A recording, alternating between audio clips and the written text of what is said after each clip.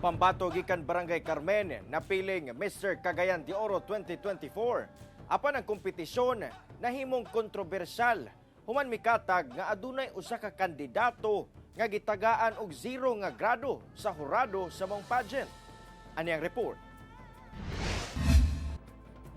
Napiling Mr. Cagayan de Oro 2024 ang representante sa Barangay Carmen nga si Warren Villanueva.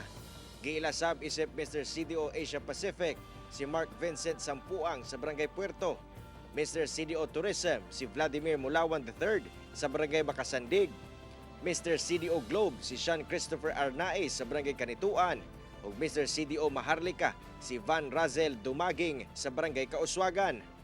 Sa ilang kadaugan, nagkadayang sponsorships ug papremyo ang ilang nadawat. Apan namong pageant nahimong kontrobersyal.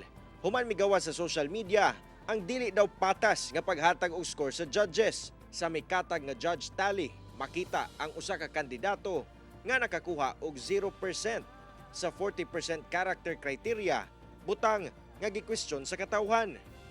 Among kandidato nga gitagaan og 0 nga score ang representante gikan sa Barangay Kamamanan. Gisuwayan sa GMA Regional TV 1 Mindanao nga makuha ang pahayag niini apan wala pa siya mitubag sa atong mga mensahe.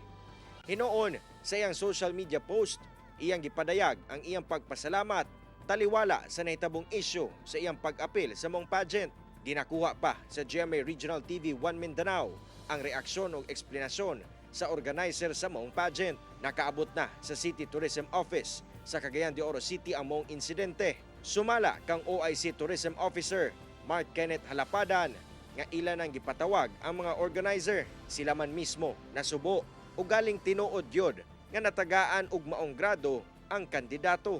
On my personal point of view, the effort palanggaan sa kandidato for joining the competition, matagaan siguro na siya consideration given nga naay na mga nasakripisyo nga mga oras, nga mga time nila, especially kung nagpela sila o nagtrabaho. Kauban si Jaybert Pairat sa kamera. Ako, si Cyril Chavez para sa One Mindanao.